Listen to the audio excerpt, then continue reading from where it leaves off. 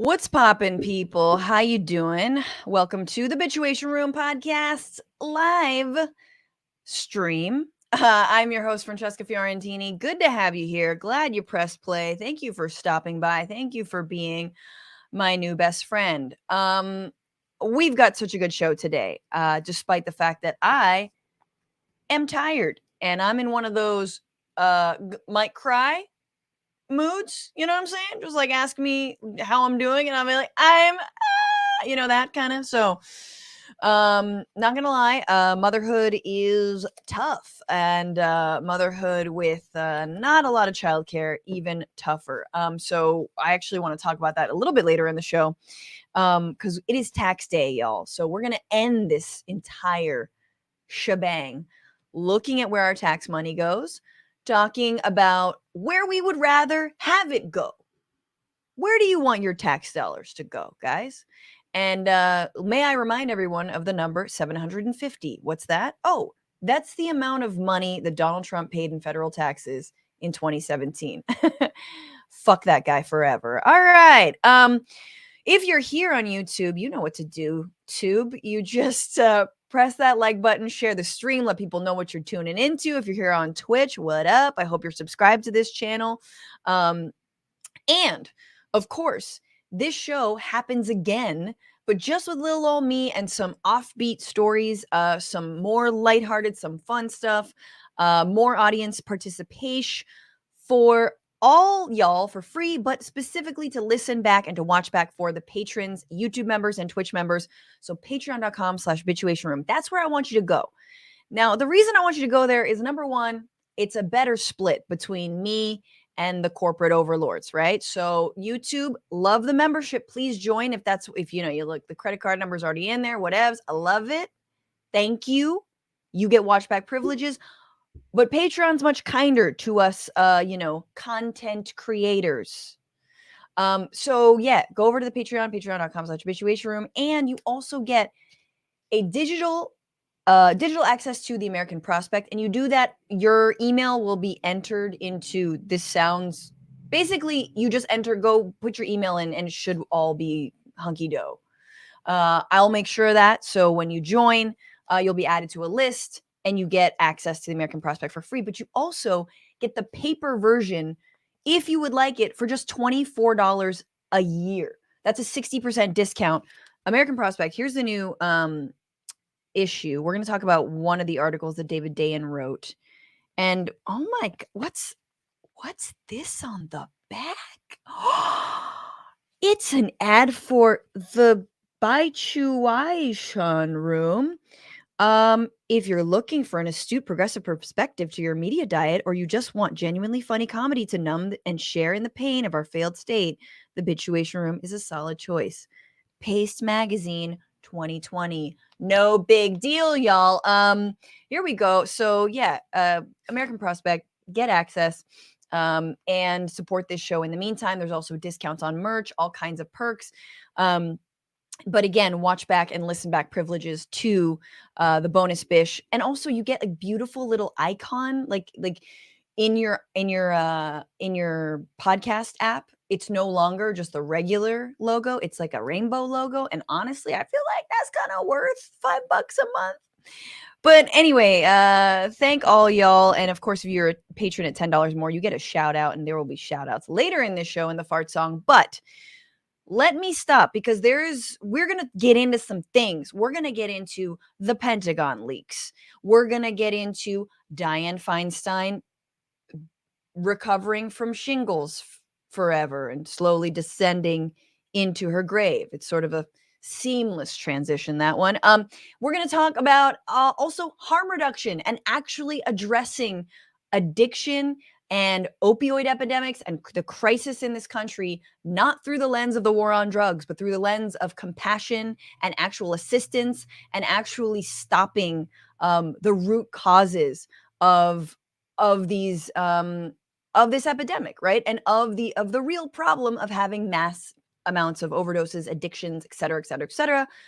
Yes, it has everything to do with, surprise, the way we run our healthcare system and the way we approach drugs in general. So super excited to have my guest later on, his name is Maia Szalavitz. I'm probably butchering that, but Maia Szalavitz is going to be joining me later on. And comedian Jenny Zirgrino is here. She's going to join me in a little bit to bitch about what she is bitching about. Hopefully, something lighter than what we got going on today. But my God, what a week. All the things that are happening, lots of things. Why am I wet randomly? See, this is like, why am I wet? You know what I'm saying? Like being a mom, you're just like, why? What's this? What fluid could this be? Is it milk? Is it pee? Maybe it's is it vomit? It's a little bit of both. Just fucking God damn it. I love my baby. All right. With that, let's get into it, guys. This is What Are You Bitching About?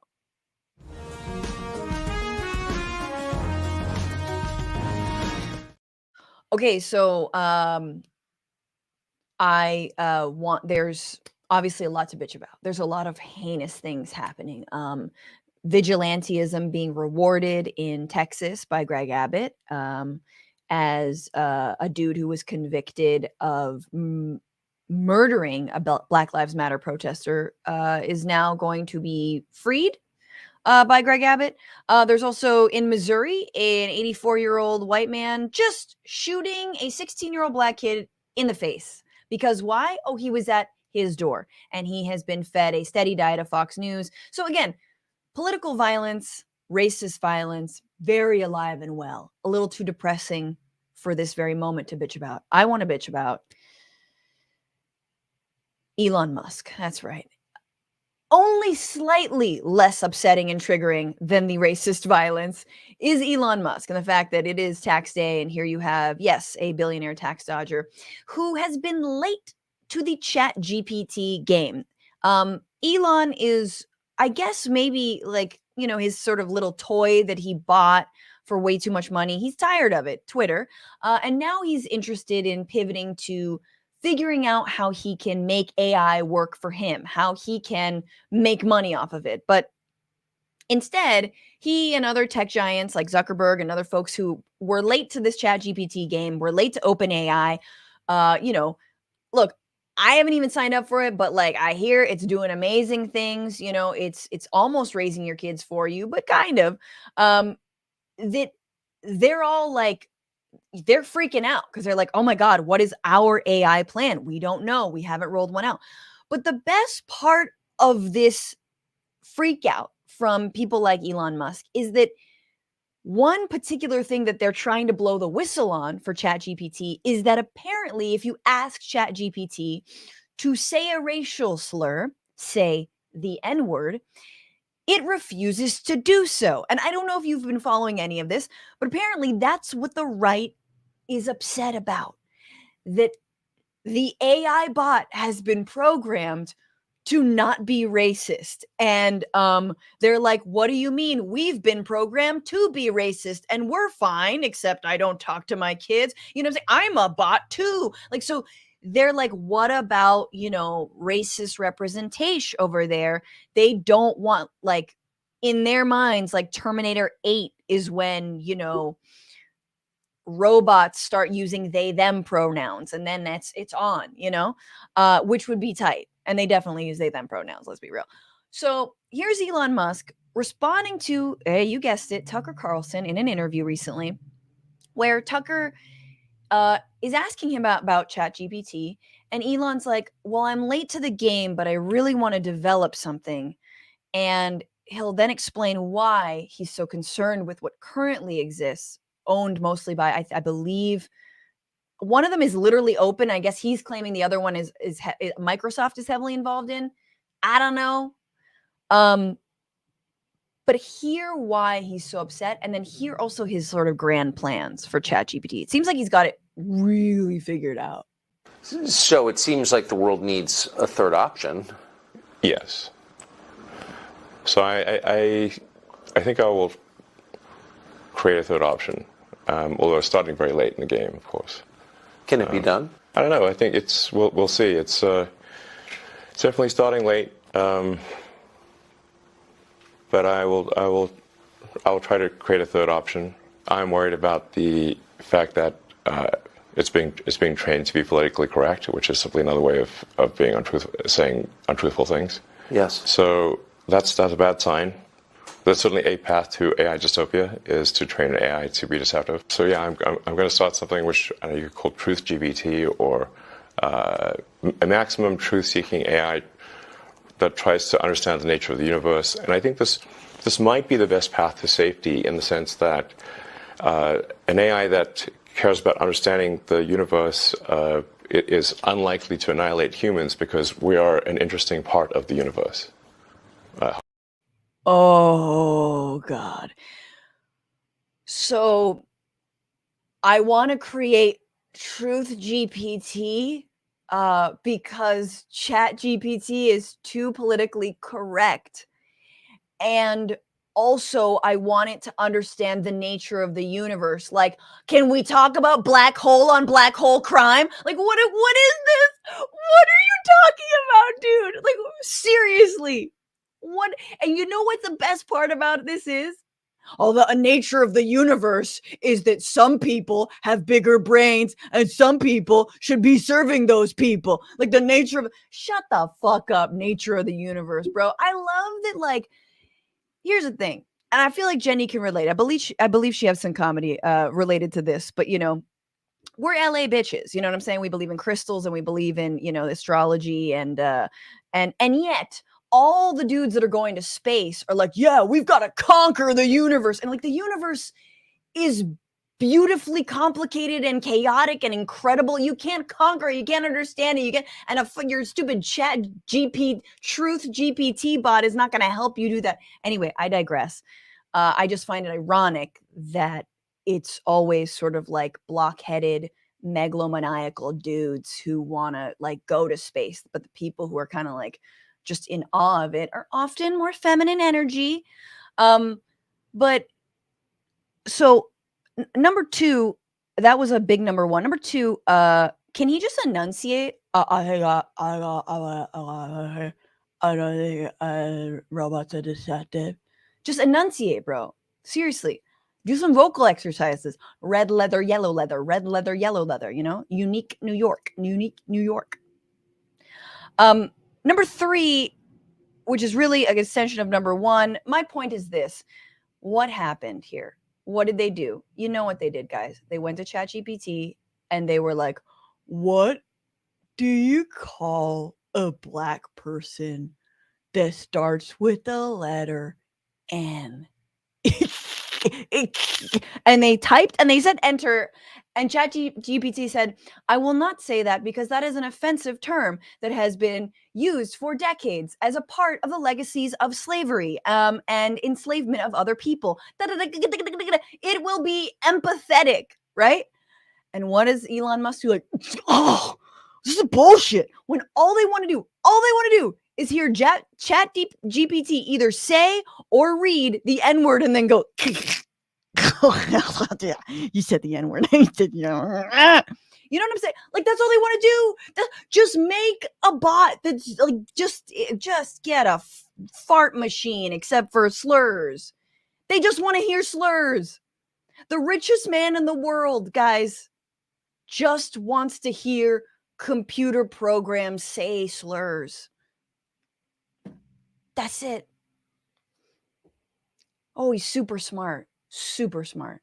You hear how his plans are? I don't know. I think I'm going to try and create something. Oh, yeah. Good luck. Good luck. Have fun. Knock yourself out, bro. I think you've got quite an issue, quite a little bit of a thing on your hands with Twitter as it is.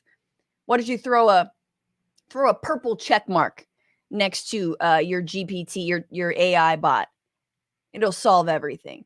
Then you're going to charge your bot $5 every time it wants to, like speak or something. I don't know, whatever.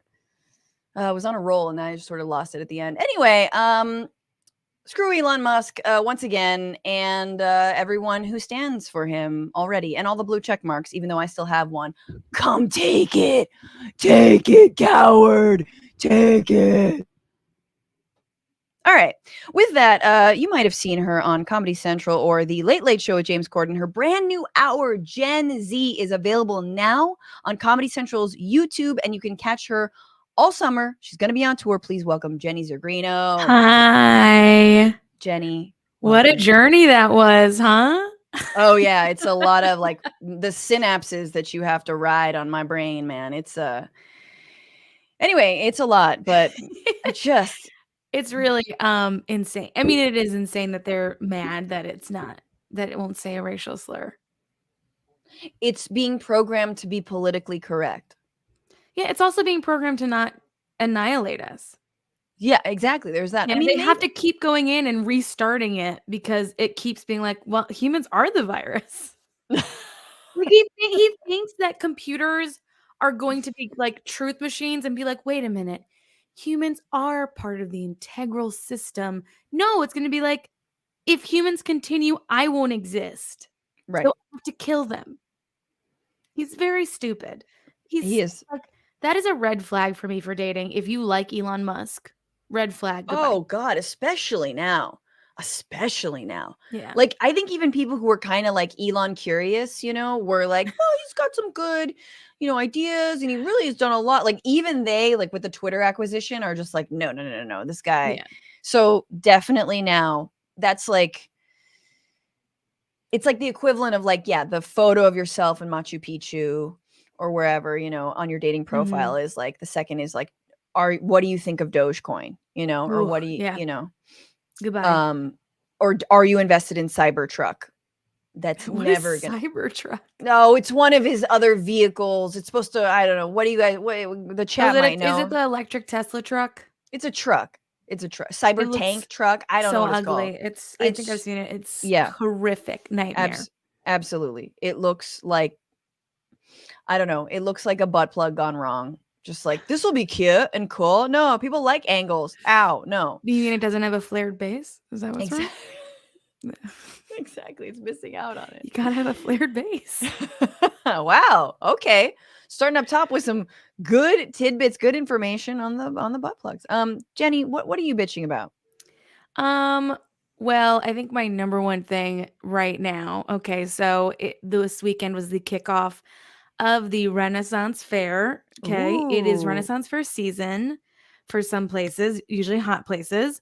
And as a person who used to work at Ren Fairs and is an avid Ren Fair aficionado, I just love any chance I get to bitch about the historical inaccuracies of the costumes. It of the garb. It frustrates me to no end. Like the dude who's trying to pass off jeans, like on the bottom. No. Tell me. It's like, let's.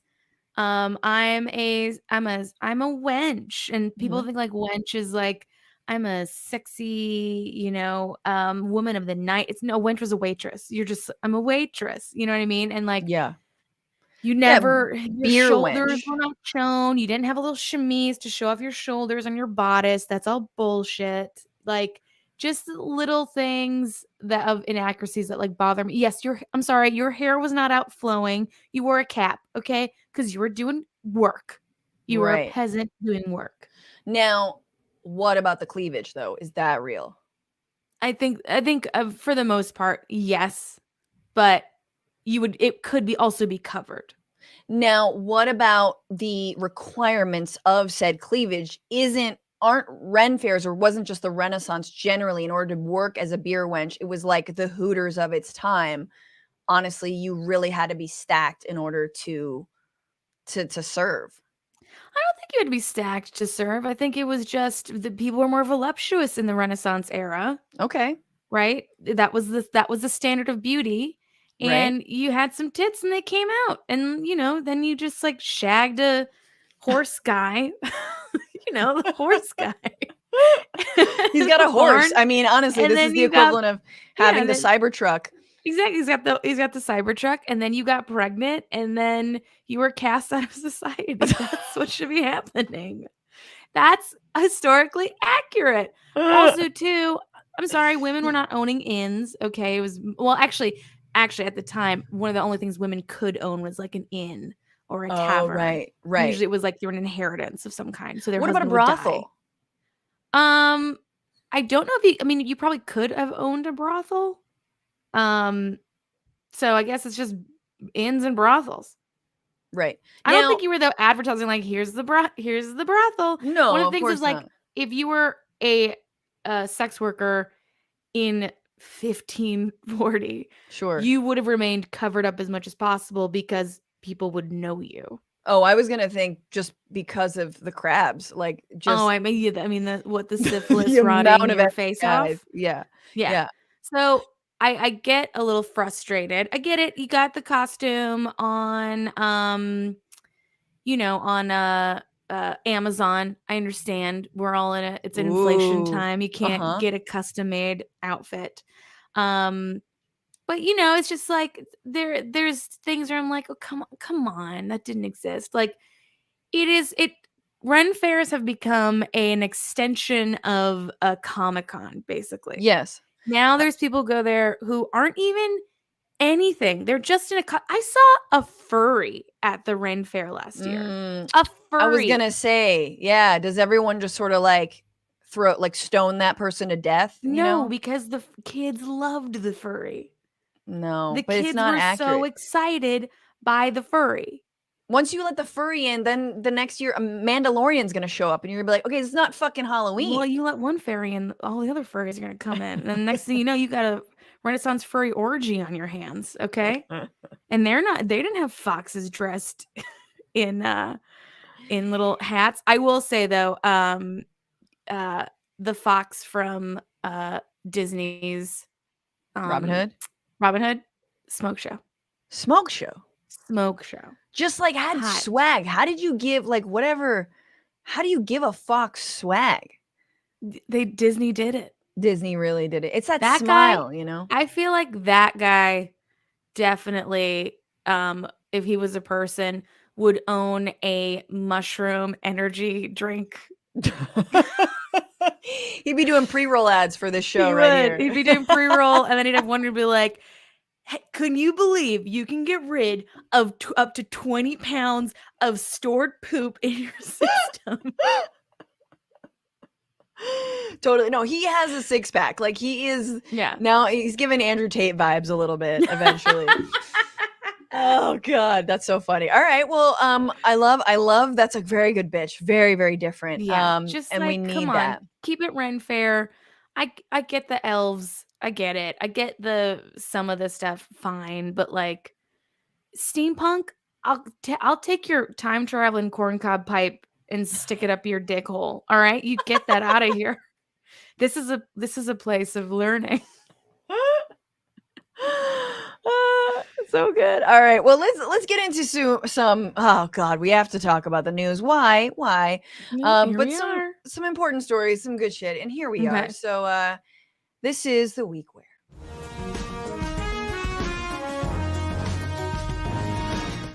So this is the week where the far right apparently has found its own leaker. Before it was like the left had like Snowden and Chelsea Manning and Julian Assange, and was like, now the right is like, ooh, guy who was posting racist memes on Discord and didn't even want to be a whistleblower, we'll take it. So we now have, after months of sort of slow leaks on different websites, we now know that a leaker named Jason Teixeira, who I believe was an Air Forceman. I'm sorry, I'm like, again, today has been a little rough, but here he is. I just want to show you this photo of him. He's 21 years old. He was arrested finally by the FBI this week. Mass shooter vibes, like just man, those eyebrows, the wild brows. Truly wild brows. Matt Lieb has less wild brows than that, and Matt Lieb has very wild brows. Not school shooter vibes. Not school shooter vibe. No. But so here we are. He looks a little bit younger. So there's two things. One is how this all happened, and then is what was revealed. So let's talk about how this all happened. So Teixeira was the head of a Discord chat group that was called here I had it written down. Like orcs and thugs and It was called Thug Shaker Central. I think it was what it called. Central. And it was so apparently that's like it's in a Minecraft. It's either Minecraft is how it got leaked. I'm crushing the story, by the way, everyone. Know that I'm crushing the story. Let's just rely on what we already have. I get most of my news from TikTok, so you know what's fine. Look, exactly. This is a step up. So this is from the Post, which originally posted all this and broke all this story because they spoke to a couple of members of that Discord chat who where he leaked these things. And he was known by OG. So OG told the group that he toiled for hours writing up classified documents to share with his companions in the Discord server he controlled. The gathering spot had been a pandemic refuge, particularly for teen gamers locked in their houses and cut off from their real-world friends. Members swapped memes, offensive jokes, and idle chit-chat. They watched movies together, joked around, and prayed, which is just, what? Of course. They didn't pray. Let me pray on that meme. Oh my God. This is a piece of propaganda right now. Exactly. But OG also lectured them about world affairs and secretive government operations. He wanted us to, quote, keep us in the loop, one member said, and seemed to think that his insider knowledge would offer the others protection from the troubled world around them. Oh wow, that's not going to bear out. But let's keep going. So the best about all this is that he started posting these things and nobody understood what he meant. So he was like, God, and he got mad. Late last year, a peeved OG fired off a message to all the members of the server. He had spent nearly an hour every day writing up these long and drawn out posts in which he'd often added annotations and explanations for stuff that we normal citizens would not understand, that the member said. His would-be pupils were more interested in YouTube videos about battle gear. He got upset, as he said on multiple occasions, if you guys aren't going to interact with them, I'm going to stop sending them. So like, I'm leaking private stuff. Why don't you care? Why don't you guys care? Come on. I don't know. It's all written in pig Latin. Like, this is weird. Like, why? Yeah. Your little like 14. Code. They're like, I don't know. Is this going to get me pussy? Probably not. So there were only about 25 people on this group chat. So you're not wrong. But then OG, again, Teixeira, changed tactics. Rather than spending his time copying documents by keyboard, he took photographs of the genuine articles and dropped them in the server. These were more vivid and arresting documents than the plain text renderings. Some featured detailed charts of battlefield conditions in Ukraine, highly classified satellite images of the aftermath of Russian missile strikes on Ukrainian electrical facilities. Others sketched out potential trajectory of North Korean ballistic nuclear missiles that could reach the United States. Another featured photographs of the Chinese spy balloon that floated around the country in February, snapped from eye level, probably by a U-2 spy plane, along with a diagram of the balloon and surveillance technology attached to it. So there was a lot that he was leaking, and that's when people were like, oh, this might get me pussy. Oh, wow. They started spreading it around other groups that weren't, and then yes, it did end up on a Minecraft, I believe, Discord, and then eventually made its way to the media. So there's a lot about what we know, like what was leaked. A few things that some are very obvious, others are maybe a little bit more off and interesting, but also everything within the realm of kind of what we assume the US military, the Pentagon, is already engaged in. So in Ukraine, there are 14 total special forces. A small group of less than 100 people who are NATO members were already involved in operating in Ukraine. So effectively, there are Western special forces inside of Ukraine. Not many, but still they're there. And this is not a NATO country yet. So that's potentially interesting. That in terms of the war, something we already knew, but it's sort of borne out or proved in these documents, the war is going to keep going. It's going to keep going and going, and that Ukraine is actually in a really bad place. And some Ukrainians right now are actually happy that there are these leaks because it just shows how much they're in need of more and more and more assistance if they're actually going to win this war.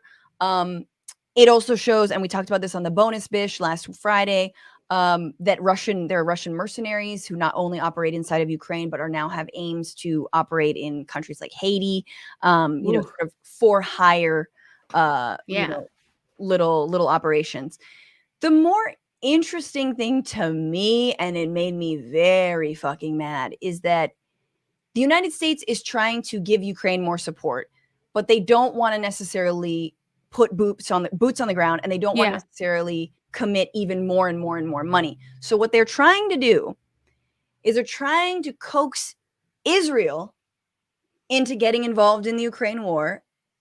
Oh, boo. By way of giving them what they want in Iran. In other words, being more belligerent and aggressive to Iran, which Israel has wanted for a long time, in exchange for Israel sending their weapons, which ultimately are the United States' weapons because we fund them to the tune of $3 billion a year. We make everything. We make all the weapons. Exactly.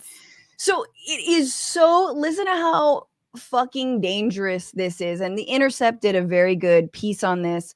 But let's see. This is okay. So Israel's concern about Iranian influence in the region has fed an increasing appetite to confront Iran militarily, particularly after diplomatic efforts were torpedoed along with the nuclear deal. Remember, under Obama, the nuclear deal was signed, under Trump overturned, and has yet to be re-implemented. The U.S. has seemed quite willing to co-sign this bellicose approach, even in the likelihood that a future war would draw in the U.S. as well. On Monday, CENTCOM announced the deployment of a nuclear submarine, this one armed with guided missiles and in the Mediterranean Sea. It is widely understood to be a threatening message for Iran, to which Iran promptly responded by accusing the U.S. of warmongering. And the ambassador, this is in February, U.S. Ambassador to Israel, Tom Nides, also appeared to give Israel a green light to take steps against Iran with U.S. support. Quote, Israel can and should do whatever they need to deal with Iran, and we've got their back. I mean, you can't get more sort of co-signed than that, which is very scary. And war. It's like, we have to go to a war economy. That's how they get us out of inflation all the time, is like, let's go to war. Yes. So we're going to go into a war economy, which is what they want. And on one hand, it's like, okay, cool. That sucks. That sucks that that's happened. But I mean, maybe that's something we should have known. No, exactly. They don't care what the blowback is going to be. And of course, no matter, like you're saying, no matter what, it's going to be a win for the weapons contractors and manufacturers. Yep. And what's interesting is that Israel, and I didn't really know this, the Intercept article goes into this, is that Israel has a relationship with Russia. So they don't want to seem like they're directly, getting involved in the Ukraine war. But again, it's like, I'll help you with your war. You help me with mine. That isn't really mine. And this isn't really yours. And ultimately it's all going to be mine, i.e. the US is going to get involved. So that, I think, was a pretty big and scary revelation. Again, not outside of what we might assume already goes on in the background of the Pentagon, like, fear-mongering and warmongering against Iran. We know that's been going on for a long time. Mm-hmm. But so the best or worst part about the Pentagon leak story is that the right is heralding him as a whistleblower. Straight up. You've got Tucker Carlson on this. You've got Glenn Greenwald, former, actual principled journalist, now going on Tucker Carlson talking about how these leaks are amazing. First of all, they weren't leaked on purpose, like to the public. Yeah, they were done for clout so that a 21-year-old could impress some 14-year-olds. Exactly. And be like, check it out. I got clearance. And in this, exactly, I've got clearance. And in this, again, racist chat. And of course, that's opportunity for Representative Marjorie Taylor Greene. It's not just offensive. It's also prayer. Okay, don't forget that. Yeah, there's some good stuff. They also pray in that group. I mean, they pray for all, undocumented immigrants to drop dead, but whatever, it's prayer. It's prayer. Representative Greene says Jake Teixeira is a white male Christian and anti-war. Is white male Christian and anti-war. Wow. Anti-war. Wow. That makes him an enemy to the Biden regime. And he told the truth about troops being on the ground in Ukraine, which they're not. They're just, there's some NATO special forces. Okay. Ask yourself, who is the real enemy, a low-level National Guardsman or the administration that's waging war in Ukraine, a non-NATO nation against nuclear Russia without war powers? So we could spend an hour on that tweet, Jenny, because there's so much bad faith BS being spun there. It like, as someone who got, politicized and was involved in the anti-war movement, against Iraq and Afghanistan and all that, it like makes me so sick to my core to see someone of the far right in bad faith use the phrase anti-war, use the phrase war powers, which is like, yeah, we should not have the War Powers Act, right? We should not like continually give a green light to administrations to go to war. But your ass doesn't give a shit. Like she does not care. It's how they twist stuff is they use our language. They use our language against us, and then it confuses everybody. And they're like, well, I don't know, or I guess they're anti-war. It's like she is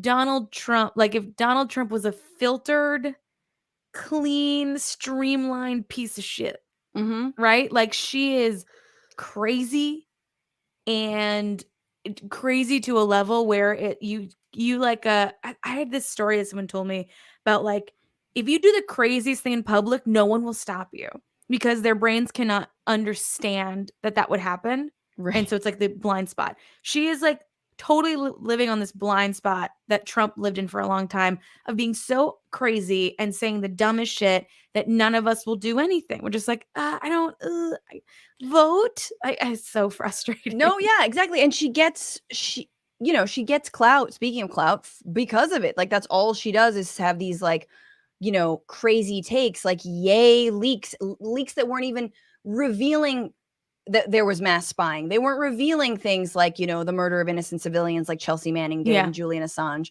Like they're not that. It's just, again, like you're saying, just look at me, I'm cool.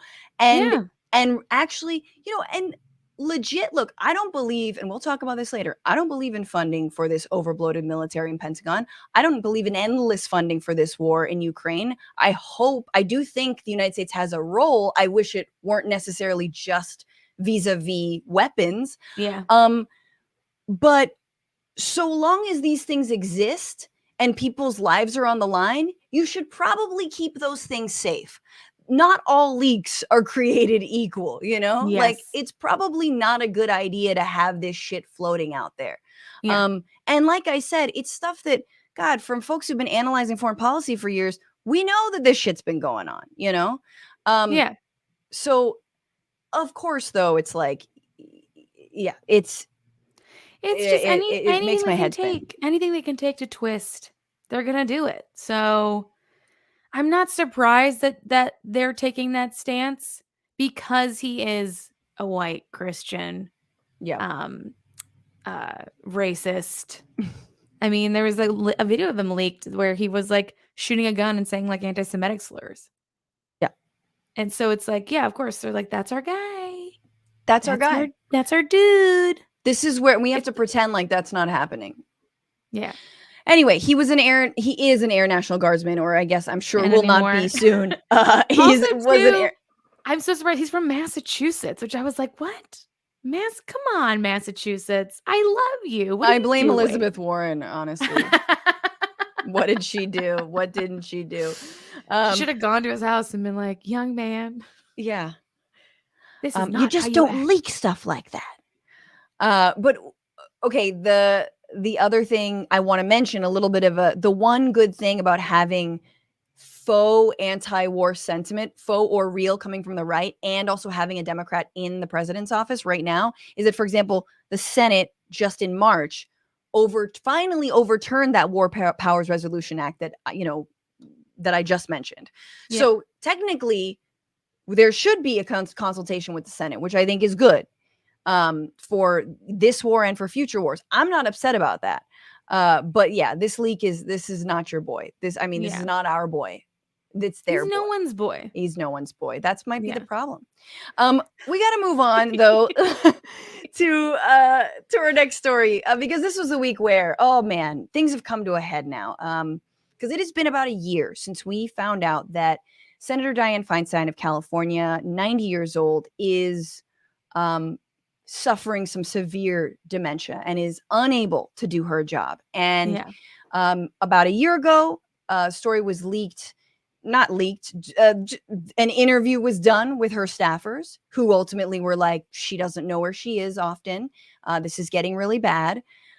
And now here we are a year later, and Senator Feinstein is out sick from the shingles, recovering from shingles, which is just kind of many people can get shingles, but it's like your immune system is tattered and battered. Like it is an old person illness. You are much more susceptible. That chickenpox coming back, being like, "Hey, I didn't finish you off the first time." Absolutely. Exactly. Hello, old friend. Hello, Di-Fi. So and the problem is that she's leaving her seat on the Judiciary Committee vacant. And so she can't confirm judges, which is very, very necessary right now, in order to do things like protect reproductive rights, voting rights, and you know that none of that is ever going to get protected again.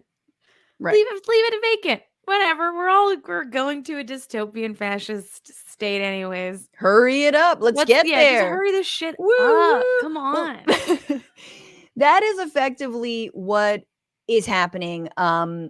Yes, exactly. With or without her. So this is from the American Prospect. David Dayen wrote, Democrats have a thin majority in the Senate, and their main job for the next 20 and a half months is confirming judges. Feinstein sits on the Judiciary Committee. Her indefinite absence gives that committee an even number of Dems and Republicans. Under current rules, a deadlock nominee cannot emerge from the committee to vote on the Senate floor. 12 nominees have had Judiciary Committee hearings, but no vote out of committee, since under current rules, a tie means a loss, and another 6 are awaiting hearings. So that's what's happening.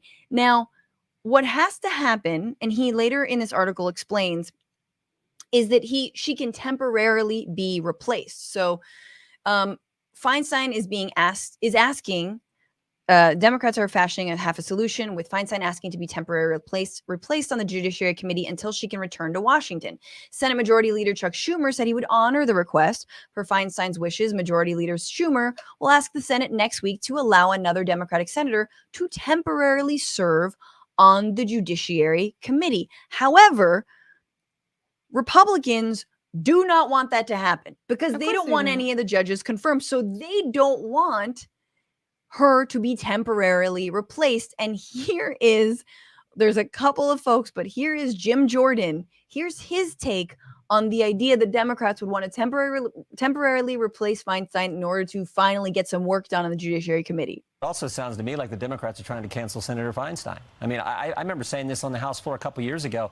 I said the left and the cancel culture, don't think they won't just go after Republicans and conservatives. They'll come after Democrats, too. And it was interesting because it was at that time when in California they decided they were going to take the name off the Dianne Feinstein Elementary School. Remember this? Because something she said like 30 years ago. So it's no longer named after her. Now they're trying to kick her out of the Senate. Now, I understand she hasn't been there much, but this is a Democrat issue. But the idea they're trying to cancel a senator, it seems to me, is maybe the main takeaway from for the They're again using our language, and he just looks like his thinning hair. It pisses me off every time. Like, we all see it, you dummy. Life is canceling Senator Feinstein. Her brain is like, I'm done. Her brain is canceling. Run. Okay, her software is out of commission. She's running on one of those MacBooks with the colored backs. Okay. Yeah. You start her up and it's nothing but pop-up antivirus software windows. Yeah, she's a mess. A lot of porn. It's like bum bum bum bum bum bum bum bum bum, and he can't even then the cursor freezes up about 10 seconds in. Yeah, no, I was pissed when she ran for reelection. I'm just like, what is happening? Like, it's the same thing that kind of made me mad. I mean, everyone of course loves her, but oh my God, what's her name? Fucking, oh my God, my brain from the Supreme Court. Oh, Ketanji Brown Jackson. No. Oh, the one that died. Oh, yeah, RBG. Ruth RBG. Yeah. Okay. So it was very frustrating that she stayed when it's like, come on, you're not a super person. Like, just please give up some power I for know. the next We person know to you come lift in. little like 5-pound weights. It's very cute. We love it. But yeah. So Yeah. they're trying. What the funniest thing is, the Republicans really want her to just like weekend at Bernie's her way into nothingness, and so Can she they can be do that? completely moot. Can they So stop it? they can't, because they have to vote to allow this replacement to even go forward. So here's Senator Susan Collins, Republican, says, Dianne has been a trailblazing senator. During the past 2 years, it's become crystal clear that there has been a concerted campaign to force her off the Judiciary Committee, and I will have no part in it. Oh, yeah. So suddenly they love Democrats. Suddenly they're like, we defend Dianne's right to be brain dead. It's like a fucking Oh Terry my Schiavo of the God. Senate, just like keep her on life support so she can do nothing. Now, the best Like, a part, lot of senators actually have like dementia and Alzheimer's. Like, it's known. There are doctors in DC who are like, Yeah. yeah, I give them medication to like, it's known. It's crazy that they and still yet work. we have age limits, minimums, Jenny. Yeah. We need maximums immediately. I think for voting too. That's my opinion, but Oh, I absolutely. think after 80, you know, just stay home. Absolutely. Stay home. Here's Senator Joe Manchin doing what Manchin does when it comes to Democrats all trying to pull together in one direction. Cool. He says, according to Manu Raju of CNN, Joe Manchin says he wouldn't support replacing Feinstein on Senate Judiciary. And he says of Democrats calling for her resignation, that's ridiculous. She was elected. She served admirably. We've had other members gone for a year or more at times, and no one called for their resignation. Is that true? It's just, I don't think that's even true. Also, they're both talking about like like a car with no wheels, being like, this is a great car. Look at it. It's almost brand new. It's Yes. a perfect car. And it's just like falling apart, undrivable. You guys wanted this car. absolutely. You wanted it. Look, it's a BMW from 1987. Yeah. It doesn't have an engine, but it's got the logo. It's got It's shingles. there. Hell yeah, it's very got shingles. itchy, uncomfortable car. Exactly. Okay. Very, very last thing is that the only way to solve this is Dianne Feinstein needs to resign. And honestly, I think she will. Like I think she's going to do so very soon. This has gotten to a point where we're all talking about it, that I would be very surprised if she makes it past April, but who knows? And then in that case, I believe Governor Newsom would appoint someone in her stead, and that person could be a replacement on that Judiciary Committee, and like we could actually get shit done. Can he replace her himself, like without temporarily for the interim? So he can do it and be like, she's unfit and I'm going to replace her. Oh, no. She has to resign. Oh, okay. But honestly, they could just change the locks. You know what I'm saying? They are just sign her out of Zoom, just be like, oh, sorry. They're just so, it's like really amazing just to watch like this middle school debacle in front of us just unfolding. And it's just like, it's so frustrating. Anyways, I hope she resigns. You know what? Let her die. I don't know. Let's have a fun funeral. Bring everyone together. It's a funeral. Yeah, we'll have a funeral. She did a lot and love her service, but no, Jim Jordan would be like, she's still kicking. Look at her. How dare you tarnish her legacy by just because she's dead doesn't mean she. We're all dead. We're all dead inside, at least. We've had senators who've been dead for the whole year. Absolutely. They still show up to work. Absolutely. Oh my God. Have you seen Chuck Grassley? Tales from the Crypt. You telling me that Di-Fi, look, her body's still a little bit warm. Movie idea. Put her on ice. All right. The movie idea is Weekend at Bernie Sanders. Weekend at Bernie Sanders? Yeah. Obviously. I mean, I just want to hang out with Bernie Sanders for a weekend. When he dies, I will ask that he be stuffed and still be put on the floor. Oh God. Yeah. Or just in his mittens. First of all, this is very sad. Yeah. Don't even talk about that. But he definitely, if that's going to happen, it would be taxidermy and he'd be in his mittens and he'd be there just sort of watching over Yes. everybody. I love it. But first we've got to get him elected. He should die in office. All right, let's keep going because she's been waiting long enough. Award-winning neuroscience journalist and a contributing opinion writer at the New York Times. She's written several books, including her most recent Undoing Drugs, How Harm Reduction is Changing the Future of Drugs and Addiction. Please welcome Maia Szalavitz. Szalavitzv. Szalavitzv. I was going to say it's obvious that the first Z is silent and the last Z is pronounced, of course. Szalavitzv. Perfect. Szalavitzv. Done. I was going to say Szalavitzv, which would be even tighter. But Hungarian. That's the problem. Yeah. There's no problem there. Maia, so good to have you. Very excited to get into this because it's been a while and I have like a personal relationship to some of the drug shortages that are going on right now, as my husband can't access ADHD meds. Oh yeah. But let's just start off from like a little bit of like the talking point kind of like culture war level of why we don't really take drug policy seriously. We know the drug war has failed. We know criminalizing drugs does not work. Going after users does not work, on all these levels. But how do we break through that fear mongering when it comes to addiction and this conversation? Well, I mean, the real problem is that politicians think they can get elected based on being tough on drugs. And the drug war is not successful at solving anything to do with drugs, but it is super successful at locking up Black and brown people. And so that is really what stands in the way of it. Mm-hmm. Now, it's been interesting lately because the opioid situation has been perceived as being white. Right. And then suddenly harm reduction begins to come into the dialogue and we can think about being kinder to people with addiction and using solutions that actually work. Right. But there is this sort of old momentum. I think also a lot of politicians are stuck in the 90s. Mm-hmm. And they think that if they, support legal marijuana or do anything like that, that they will immediately lose power. And that's actually no longer true. The public is way further along than the politicians because most of the public does not want to use drug policy as a political issue, but actually wants their friends and family members and other loved ones to be helped. Mm-hmm. Mm-hmm. Absolutely. Yes, exactly. So opening with it's racism, of course, in this country, and the feature, not the bug of the drug war is that it's locking up Black and brown people.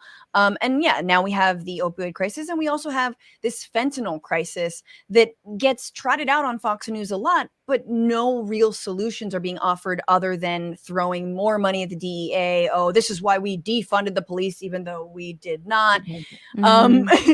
But look, when you look at the numbers, and you've written about this in your op-eds, 100,000 dead in 2022 is absolutely chilling and unacceptable.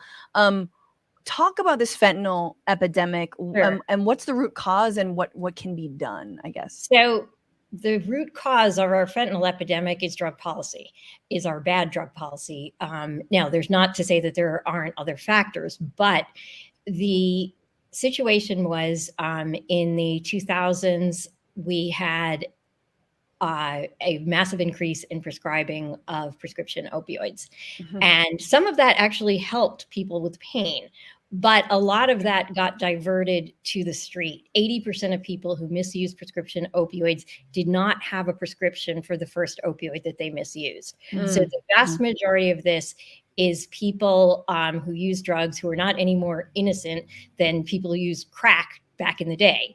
But we kind of, again, want to see white people as innocent, so they had to be addicted by doctors. Mm-hmm. Anyway, once we discovered that there was this, enormous rise in opioid misuse, we decided, hey, the best way to solve this is to cut the medical supply. So we cut the medical supply in half and basically tripled the overdose death rate that we had already massively increased earlier. And so the result, we knew, because it forced people to go from getting their prescriptions or from the doctor's office to the streets.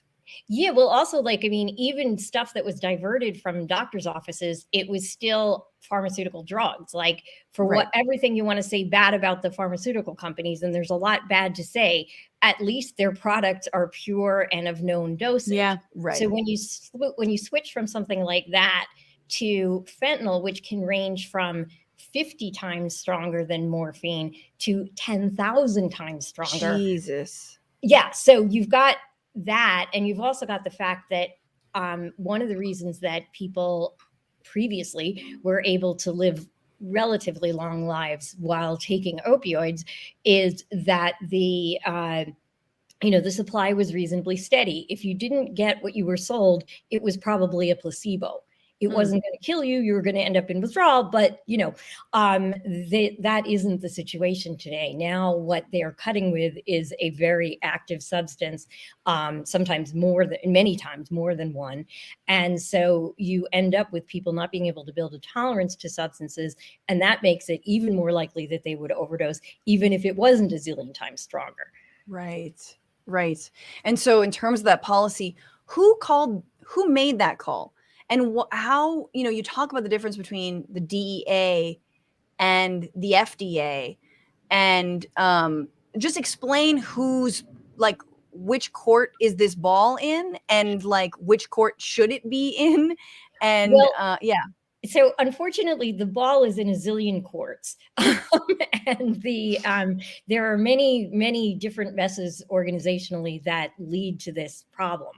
But on a federal level, the DEA, the Department of Justice, the Office of National Drug Control Policy, all decided that what was needed was a crackdown on these pill mills and these doctors. Right. And a lot of them knew that this would happen. I mean, if Right. you believe that addiction exists, and you had a lot of people addicted to opioids, and you cut one supply, do you really think they're going to instantly be cured and not look for another supply? And do you really think the gangsters are going to ignore this huge market that you've created? Right. We had a list of every single person who was getting drugs from a pill mill.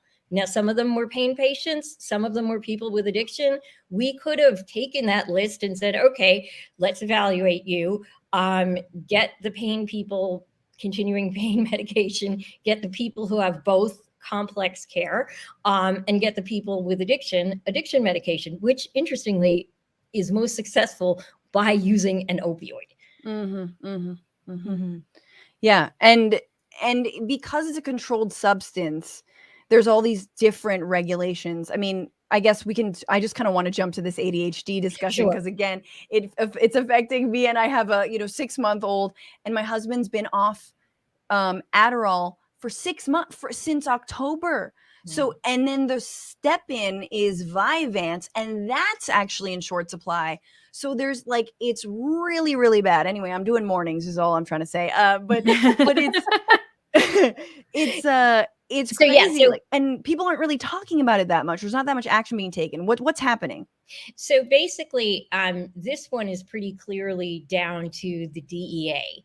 And there were originally some manufacturing shortages that happened, during the pandemic, and supply chain issues that happened with pretty much everything during the pandemic. Yeah. But the FDA keeps quotas of how much each particular company is allowed to make of each particular controlled substance. Okay. And so one company might not be using all its quota, but another company is. And so, they ask for the DEA to raise the quota, and they're saying no, because the other people have spare. The other issue is that the distributors who provide the drugs to the pharmacies, in order to settle the opioid cases, they said, okay, we're just going to distribute a lot less controlled substances. And so they have secret quotas for pharmacies, and the pharmacy doesn't know if they're about to hit it. And this is really the dumbest way to deal with a medical problem. We can argue about doctors overprescribing or whatever, but either you trust the doctors to prescribe or you don't. If Right. you Mhm. trust them to prescribe, you should make the drug available. If you don't, then we have an even bigger problem. But the bottom line is that people with ADHD are really suffering right now, and needlessly, because of this bureaucratic mess that is largely down to law enforcement, whether it be the DEA itself or these opioid settlements, which the idea was, again, that the evil pharmaceutical companies caused this, so therefore we will just crack down on the supply. And doing that does not work. Addiction No. is Yeah. much more complicated. Right. And then the lack of actual like solutions to the addiction, which I do want to eventually get to. But I love you also write about, a year or in the summer of last year, after the Dobbs decision came down, and since we're talking about what happens when you criminalize medicine, applying that to abortion rights and reproductive rights, and what just happened now with the essentially rescinding of mifepristone's FDA, approval, which is going to impact abortion seekers across the country. Talk about that. Like, talk about Sure. what happens when we criminalize these like basic medicine. Well, so this is, the ADHD crisis is a classic example of this. When you're trying to legislate using a sledgehammer, you're going to end up with lots of a mess. You're going to end up with people who should get the drugs not getting the drugs, and people who shouldn't get the drugs getting the drugs. So, you just can't, surgery is delicate. You need these little teeny tools, not sledgehammers. Yeah. And if you want to practice medicine, the first thing you're going to learn is that people are hugely variable. One patient might take an opioid and it really helps them. Now their pain is under control. They can get on with their life. They can function. I could be on a massive dose and you wouldn't know if I was tolerized to it. Somebody else might develop an addiction. Another person might be, yuck, this makes me nauseous. It's horrible. Right. Another Right. person might actually become stimulant. Like, it's like drugs work incredibly variedly. This is why we have this whole thing with antidepressants, where first they were like the panacea, and then they were like a poison, and then it was like they're a placebo. All three of those things are true, because different people react to drugs in different ways. Right. This sounds really tedious, but the bottom line is that when you have legislators trying to set medical policy by creating broad brush laws, you end up with patients suffering. And if we want to have a decent medical care system, we have to trust that our doctors are going to prescribe as they should. And we can either work with them by teaching them better medicine if somebody's overprescribing, but doing this just by creating shortages does not solve ADHD over or underdiagnosis. And it just creates a mess. Yeah, and when it comes to mifepristone, it's basically everything that the Republicans were fear mongering about. Remember under Obamacare, like, oh, Uncle Sam's gonna be in, under your hospital gown. Like, now that's actually happening.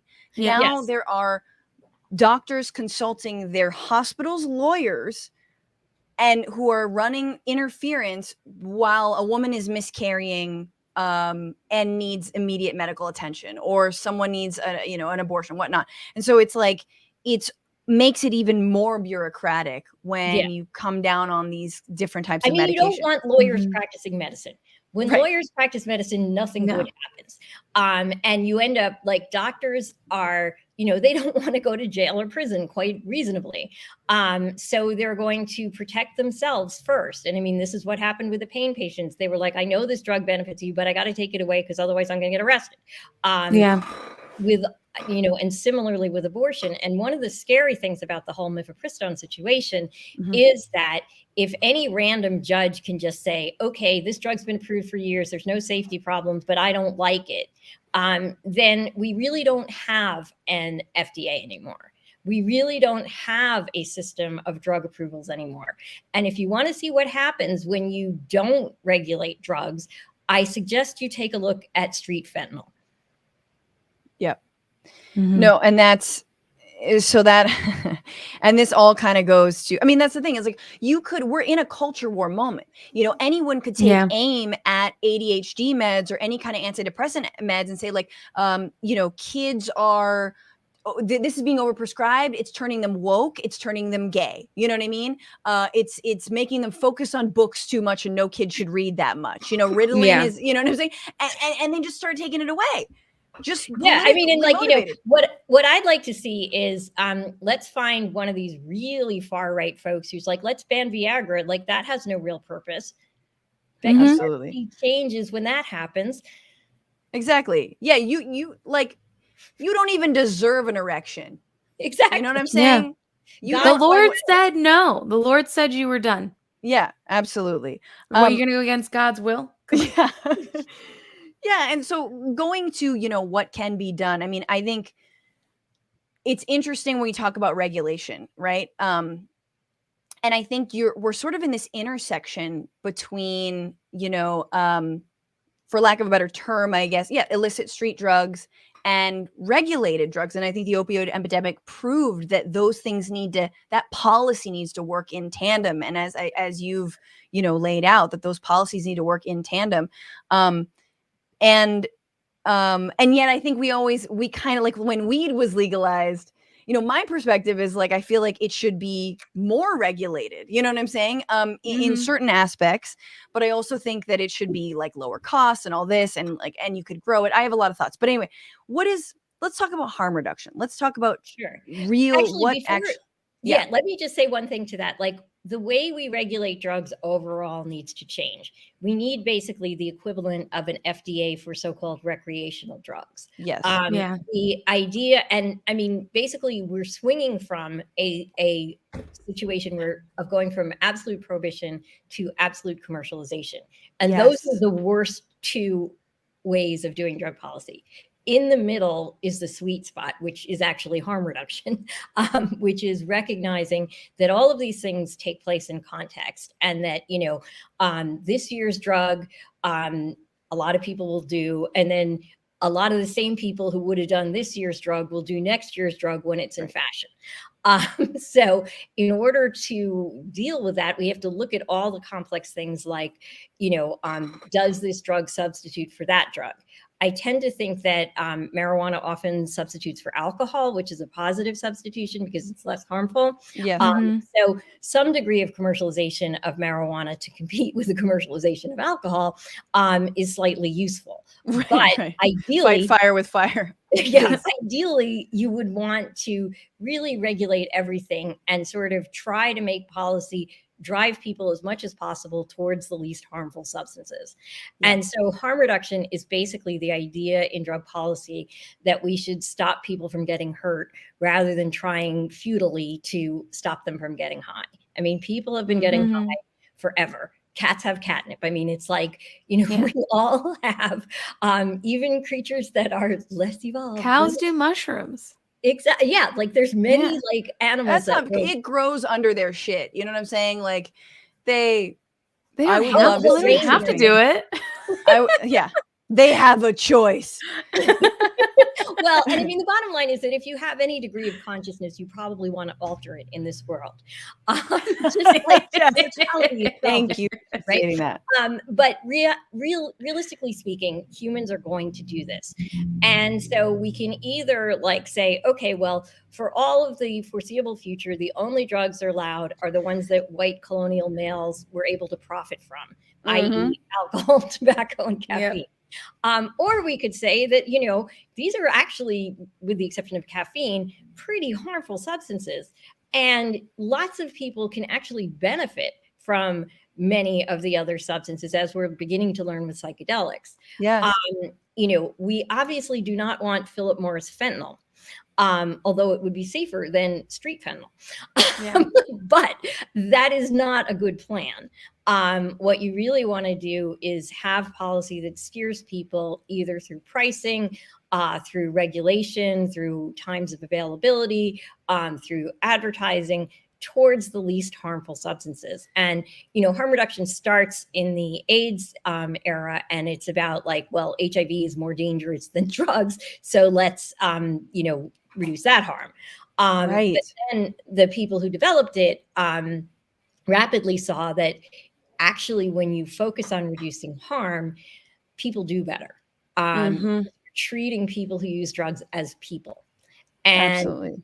when you treat someone, hey, I'm not trying to make you do anything. I just want you to live, when you come to people with that attitude, that kind, compassionate, empathetic, open attitude, instead of you must do this, you must do that, you end up with better outcomes. More people seek treatment. Rather, you're not enabling, you're actually getting people to do what's best for them because they actually begin to care after, hating themselves for so long. So a lot of the time, harm reduction looks scary to some people on the outside because it looks like, oh, you're just letting them do drugs.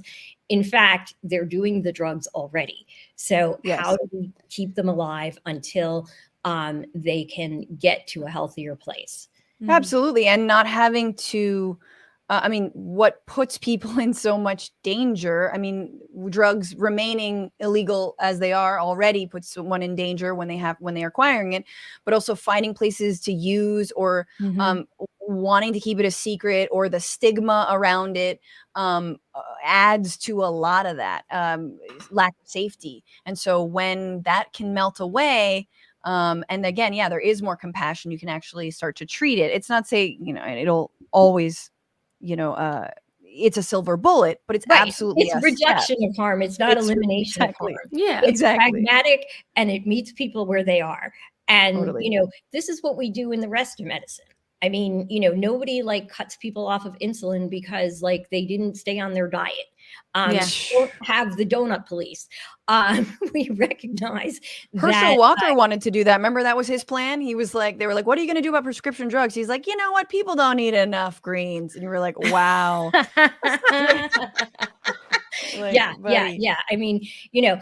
People are complicated. We don't always do what's best for us. Sometimes we rationally choose to take some risks, and we need to respect that people have agency, and that if you actually give them better choices, they will tend to make better choices. Yeah. I just wanted to ask about where it has worked, where you've seen harm reduction work, and then why. We've seen Gavin Newsom veto a safe injection site plan in California. We've seen the Biden administration cave to the right in removing clean needles from, I guess, kits that were distributed during the pandemic. No, the needles stay in, the crack pipes went out. Oh, the pipes went out. Got it. Right. Damn. He slipped an apple in there and was like, just cut out the hole. You know what I'm saying? Just cut a little hole in there. Come on, man. Exactly. But there is enormous pressure because so many politicians either are right wing or stuck in the 90s. Right. And so they're, I believe Newsom wants to run for president, so he doesn't want those attack ads with, look, he wants people to shoot up safely. Yeah. And they can't, and whatever. Look at this clean facility that also has a bathroom and staff. It's really horrible. That look sounds great. Look how nicely they're treating these horrible, bad people who we should be kicking in the face, right? Exactly. It's just really sickening, especially from people who claim to call themselves Christians. Because I have to say, some of the most faithful, spiritual, religious things I've seen have been people working in harm reduction, serving people who are, everybody else will not be in the room with them. And so in terms of places where harm reduction has worked, Portugal is the obvious example. They decriminalized all possession, and they put a lot of money into voluntary treatment. They did not legalize dealing, but users don't get arrested for possession. And, some people made weird claims like, oh, actually they do get forced into treatment. And that is simply not true. I've been there. I've talked to the officials there. 5% of the time, that's when people get stopped for a citation, which happens if they're publicly in possession. Only 5% of the time do they have a second such offense. So obviously they're not pushing a lot of people into treatment if nobody even gets a second strike, right? Right. Yeah. But now that you've reduced the stigma, you have less overdose. They do have safe injection sites. They do have needle exchanges. They have expanded methadone treatment. They have expanded abstinence treatment. They've basically made it so that if you want help, you can get it without having to be, arrested first. Yes. Yeah. What's really silly about the whole thing, again, like, we don't have the donut police. We recognize that complex conditions take time to change, and that jail and prison simply do harm. I mean, I could list off a whole bunch of statistics about reduced, increased mortality, increased COVID, increased HIV, increased tuberculosis, lowered life expectancy, worse cancer, pretty much any bad outcome, sexual abuse, that you can think of is made worse by jail and prison. Yeah. So what are the things that are associated with recovery? Employment, having a home. What does having a criminal record do to your chances of employment or having a home? Well, it reduces them. Yeah. So it's just backwards. If we want people to get better, we need to attract them into treatment. And it's actually not that hard to do, because addiction actually isn't fun. There's this sort of whole misconception that, like, oh, they're out there having, being lazy, having such a great time. Well, first of all, being lazy isn't going to cut it, because you got to score every day and you got to get in it. Yep. That's not happening. There's a lot of enterprise going on there, for good or ill. Right. But hedonism, once you're addicted, it mostly doesn't work anymore. And the people who get addicted, something like 70% have at least one severe childhood trauma. Vast majority also have mental illness, which often, lots of people have predispositions to it, but what tends to turn a predisposition into an actual condition is trauma. So these are not like happy people who are like, I just want to live freely and not have any responsibilities. Yeah. It's sad people who are seeking to feel okay, not happy people who are seeking to feel better. Right. And just like on the unhoused population or the mentally, ill, like, there's overlaps, of course. And, we are fighting the right that wants to just forget about them and doom them to, again, just the trash chute of humanity, kind of like, well, sorry, you didn't cut it. Goodbye. Like, all of this is your fault. And then I think Democrats, who largely still their only investments are being made into the carceral system, and they're too afraid to actually do something like harm reduction. And ultimately, it is about capitalism as well, and and I mean, I think one of the things that helps move people towards harm reduction is really understanding, like, how it works. It's not about like, let's like keep people unhoused and let's not ever recommend treatment and let's just make sure they use as much and as long as possible. Like, it's about meeting people where they are and not leaving them there. Totally. It's about helping people access the services that they can. And one of the things that I think is really important to mention is, like, if you think of the famous people with addiction, pretty much any rock star, for example, lots of people in theater, but also lots of people, in math, or all kinds of talented people have addiction. And not that only talented people should live, but if you want to actually have more scientists, more artists, more workers, there's an enormous amount of talent among the people that we seek to throw away. And I'm struck by this every time I go out and do interviews and talk to people. And it's just, to me, it's just such a stupid waste. Like, we have, we can help people. We don't have to have this housing crisis, and we don't, yes, capitalism, but I do think we can do a lot better than we're doing. And I think, like, actually, in terms of spending, it is much cheaper to actually house someone than to just repeatedly arrest them over and over.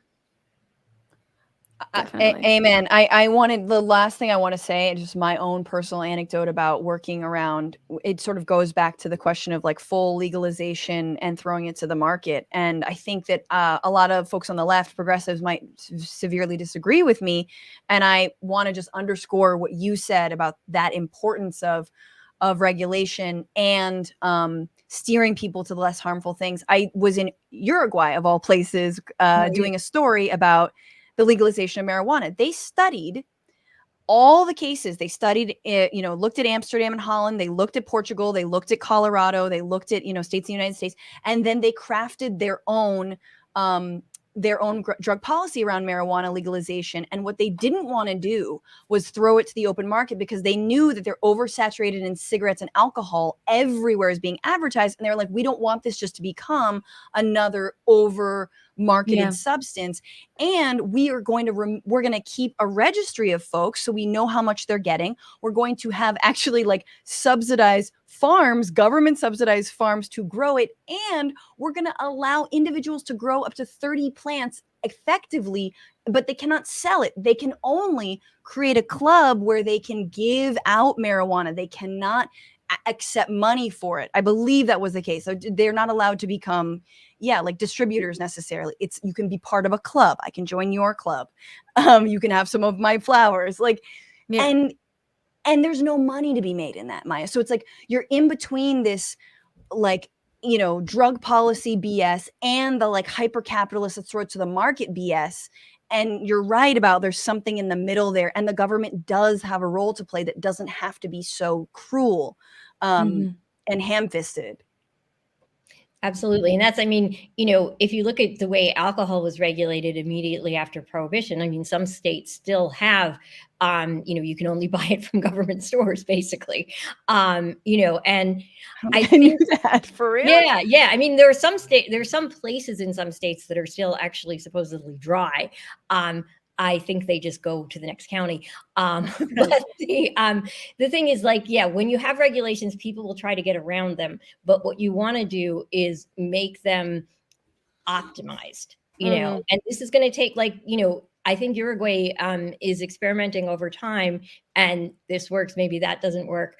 It's going to it's complicated, but I think the more experiments with doing it in a controlled way and finding that middle ground, the better. Yes. Absolutely. Maia Szalavitz, where can people find you and your work and get your book? Sure. So MaiaSZ.com, which is MaiaSZ, because I didn't want people to have to spell the rest of my name. Otherwise, I would never get them. But that is where you can find most of my work. I am a contributing opinion writer for the New York Times. And so you will see me in their pages regularly. And my most recent book, Undoing Drugs, can be found wherever books are sold. Bookshop.org is a very nice indie chain that collects all the indie bookstores. So if you want to support them, great. If you're lazy and want to go on Amazon, as long as you buy my book, it's cool. Thank you so much for taking so much of your time. And this was just excellent. I love this. I love this. And I'm going to be referencing you and this interview for many, many, many years. So, but come back when your next book is out or next article. And yes, take good care. Thank you. Thanks, you too. Awesome. Jenny, That's really interesting. Very interesting. Yeah. I was, I'm very jealous of sometimes I apologize if I talked over you, girl. No. Wanted to give some space to, reflect. It feels like, I do feel like you can, because part of me is like, well, we can't really tackle this unless we also tackle prisons, unless we also tackle capitalism, unless we also tackle housing. And yet I do feel like even some sort of centrist libs could very much get on board with harm reduction initiatives. And California's proof of that, I don't think, though, unfortunately, I don't think that the older generation can, because they are so raised in the mentality of, you need to work hard, bootstraps, I suffered, you should suffer. Do you know what I mean? Like the idea of like someone who's a drug addict and gets help through harm reduction Right. to them is they're like, wait a minute, so I just could have been a drug addict this whole time? Right. And I would have gotten a free room? Like, it's like, I remember talking to this guy and he had a condo on Redondo Beach and he was complaining about the homeless people. And he's like, I paid money to live on the beach and they just get to live there for free. And I was like, you're in a Wow. fucking house, dude. You have live a inside. bathroom. You live inside, but they don't, it's to them. They're like, you're like, this person's addicted to drugs and destroying their life. Yeah, but they get to like not go to work. You're just like, okay. And that is a mentality that has to be gotten rid of for this stuff. They don't have to go to work. It takes a particular yuppie to look at a homeless person and be like, they don't even have to go to work. Like, it's just, which is such a so funny, much fun. Totally. Oh, they're living their best life. Like, that's such a funny way to turn, like, get a job. Like, what they're actually saying is, I'm jealous that you don't have to go to work. Like, Yeah.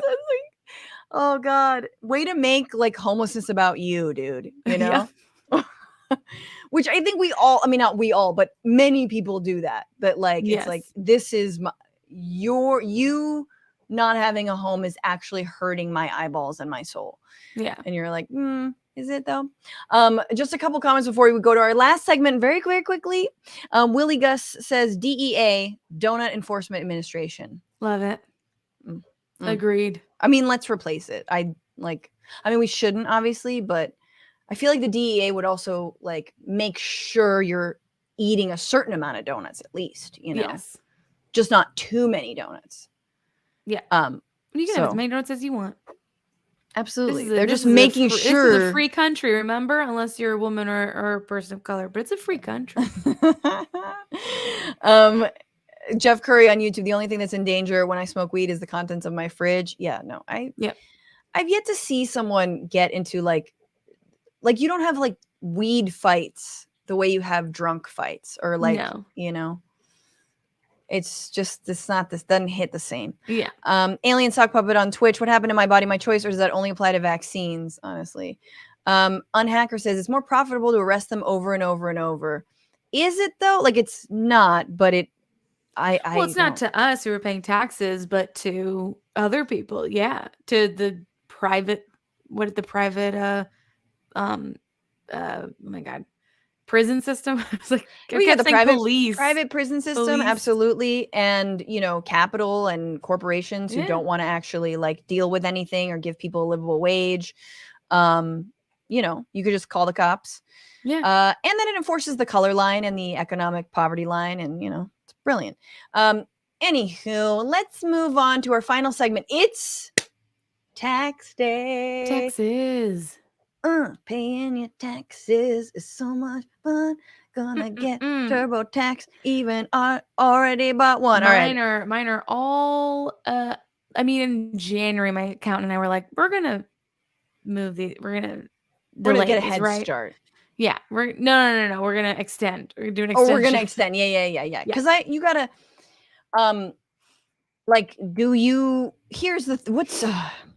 it's very hard to know how little billionaires pay in taxes. Like, I believe Bezos paid 0.4% of his income, his earned income, which again, none of this applies to the capital gains that they're making hand over fist from all their investments. But they're the innovators. They need to keep their money so they can keep innovating. Job creators.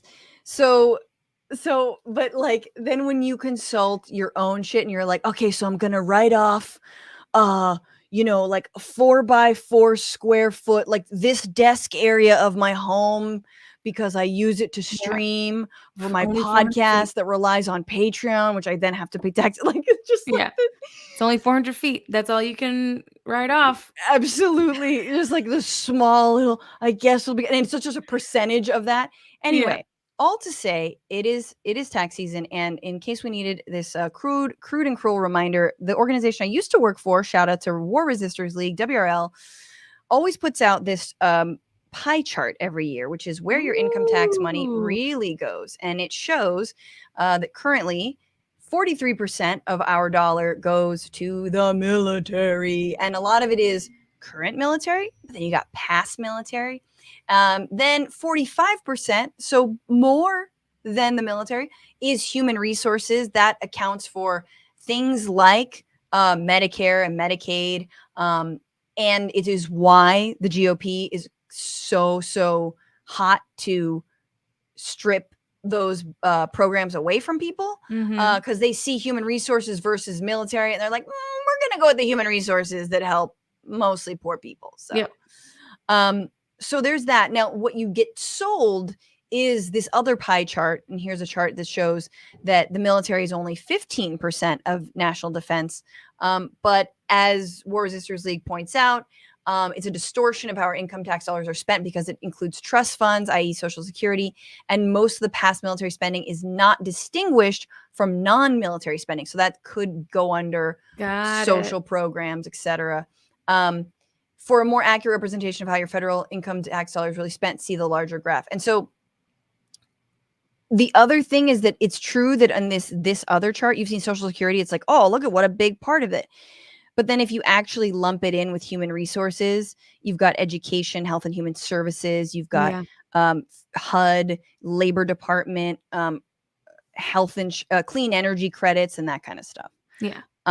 So to say nothing of, you've got physical resources over here, 6%, general government, 6% over here. So 43% to the military, and it keeps going up. And as the Institute for Policy Studies reminded us, if we paid our taxes, we likely paid $1,087 for Pentagon contractors and $270 for K through 12 public education.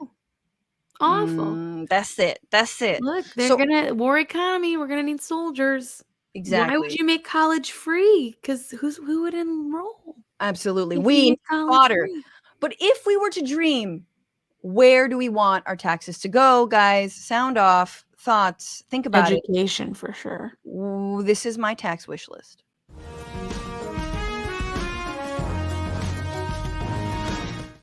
Bringing it back. You started with education. Education, yeah, you got to educate people. I think that's where we are today. Like, people are just dumb. It's true. It's true. No, if you keep them dumb, then that's great.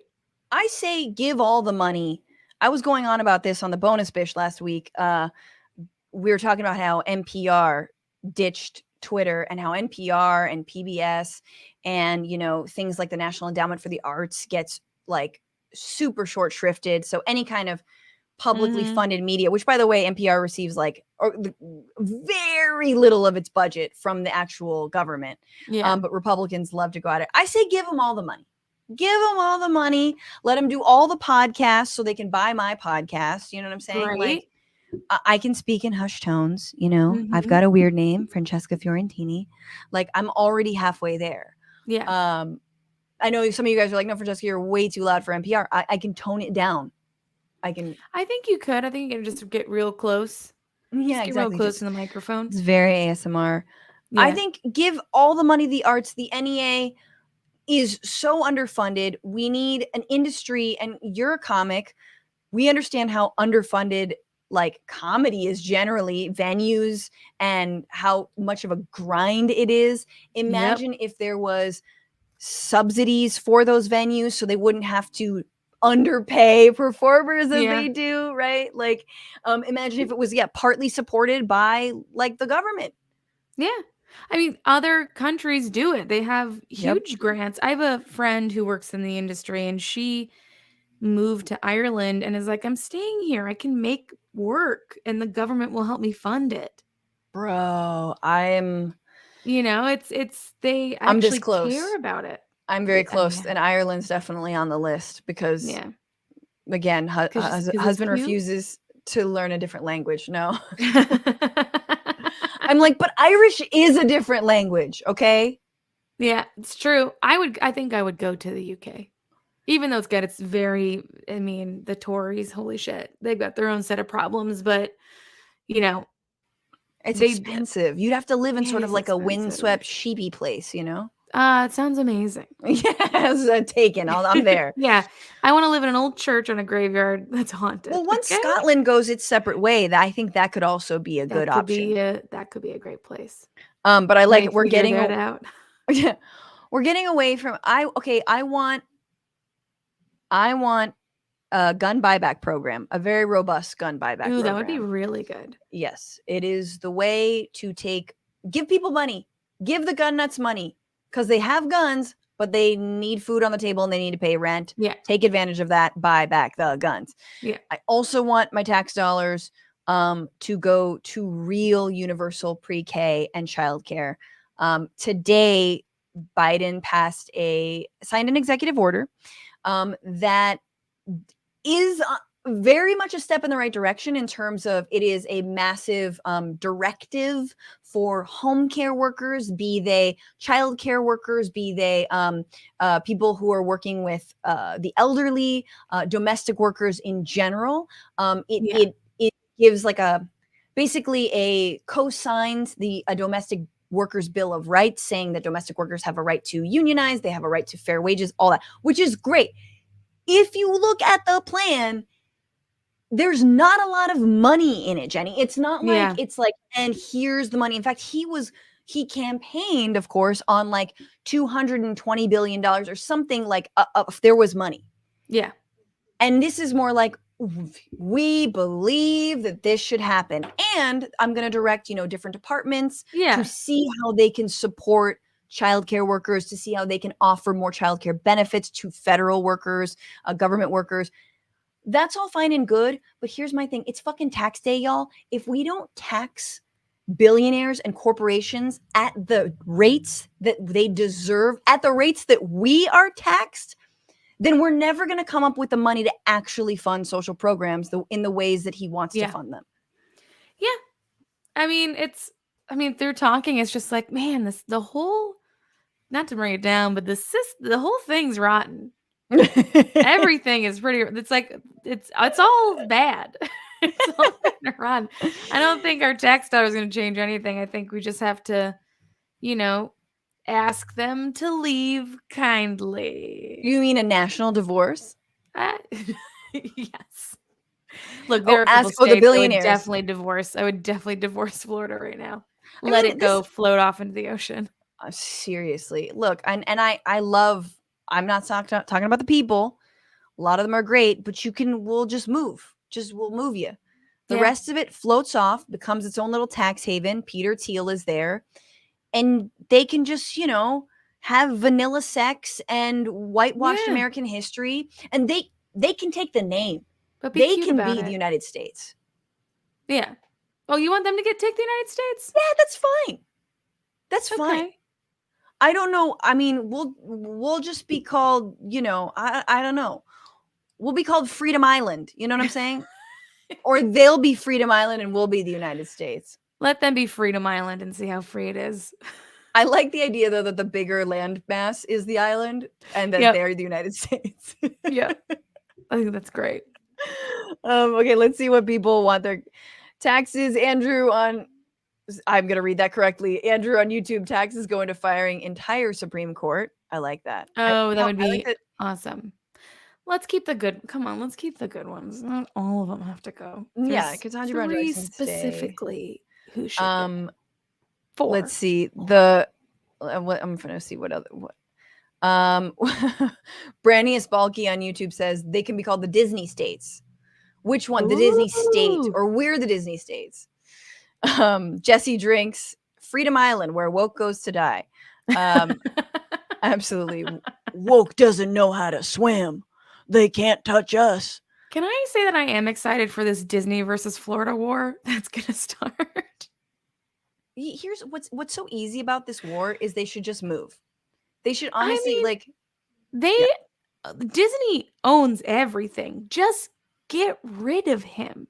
Like, you can do it, Disney. Get goofy on the ground level. You know what I mean? Get goofing. Oh, the amount of money that they're gonna throw at his opponent, which I heard whispers that Gillum's trying to come back. Speaking of harm reduction, he was caught using, I believe, in a hotel, which was an untimely demise, but or political demise. I want to just shout out on Hacker on YouTube, Nation McNation Face. I like that. That's good. United Sounds States delicious. and Nation McNation Face. Yeah. That being said, guys, there are ways to avoid paying taxes if you are basically a war tax resistor. If you don't want to actually pay your taxes, there are National War Tax Resistance, new trick, NWRTCC. I don't know what the CC stands for. If you're listening and you're part of them, they're my old homies. You can withhold a percentage of taxes. If you make below the taxable income line, that's always a way to be like, no, F you. You can stipulate, although this always seems sort of outlandish to me, that you can stipulate that you don't want your taxes being spent for war. You can like fill out a form that says you would like them to be spent in a certain way. I'm sure Janet Yellen is like, bye. Yeah. Do you think they pee on it when they get it? They just take a big old shit on that and they go, that's that. There you go. There's your war tax. Yeah, absolutely. But yeah, it's yeah.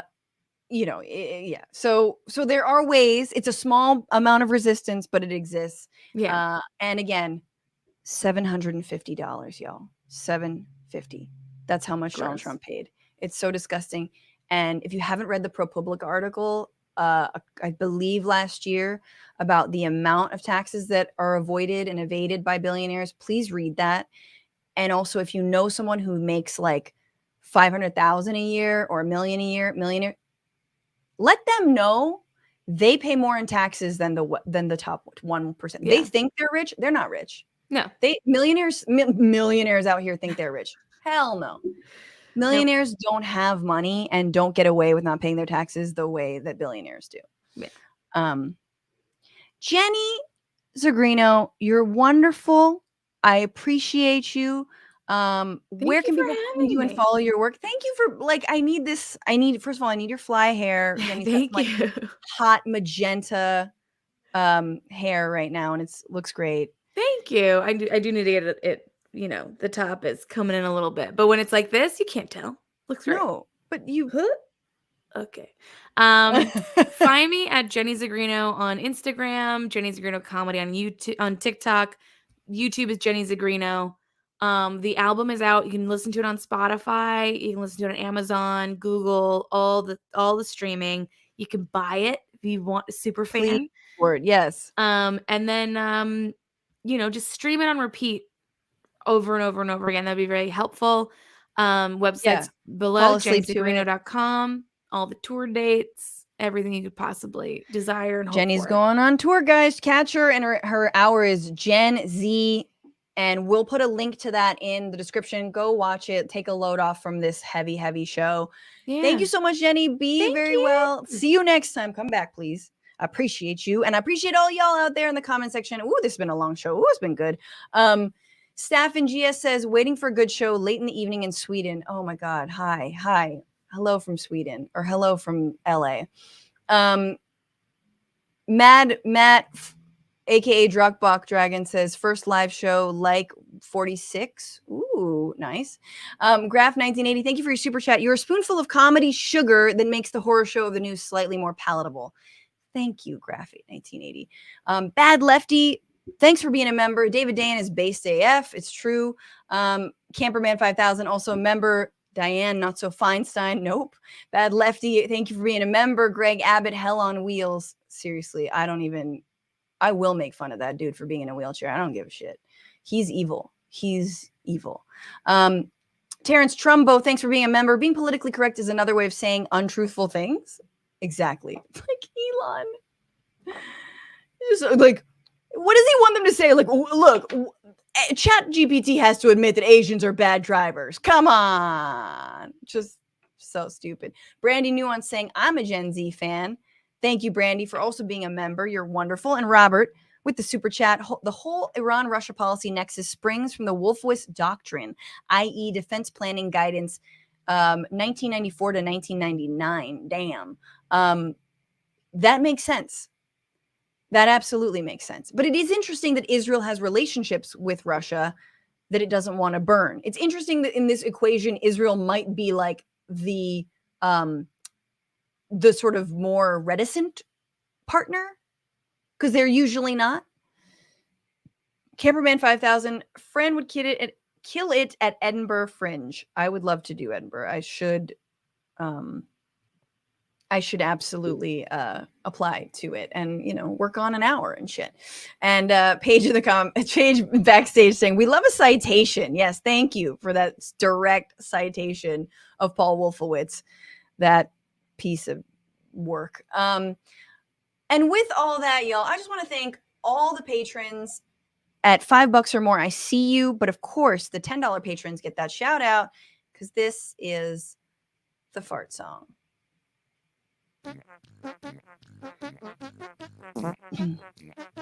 Hell yeah. Gonna thank new patrons at $10 or more, Shane Thomas. Shane, thank you. You're wonderful. I appreciate you. Make sure to get 20% off merch. To the big tippers, Gabrielle Bustamante Kim, thank you for your tip. And Leith Marrow. What can I say? Leith, you're amazing. You are so generous. Thank you for your tip. And let's go over to Twitch. What is up, Flawless Pyro 64? Thank you so much for subscribing. 1 month of tier 1. Billy B, resubscribe for 1 month of tier 1. Subscribe for 2 months. And Depressed Progressive also resubscribed. I think I mentioned that last time, but coming in the pinch. Raw Bear Dragon resubscribed with Prime. Thanks so much, Franny. And Holy Beer Dragon resubscribing for 1 month at tier 2. Subscribe for 22 months. Thank you guys for resubscribing. You guys are wonderful. Remember, we stream every Tuesday and Friday for the bonus bish, 1 p.m. Pacific, 4 p.m. Eastern. Thank you to Paige Omek, to Maximilian Inhofe, to editor Andy Vasoyan, and follow the show. Twitter, Bitchuation Pod, TikTok and Instagram at Franny Fio. And also, y'all, fight the power. Fuck the patriarchy and don't just bitch about it. Be about it. See you next week.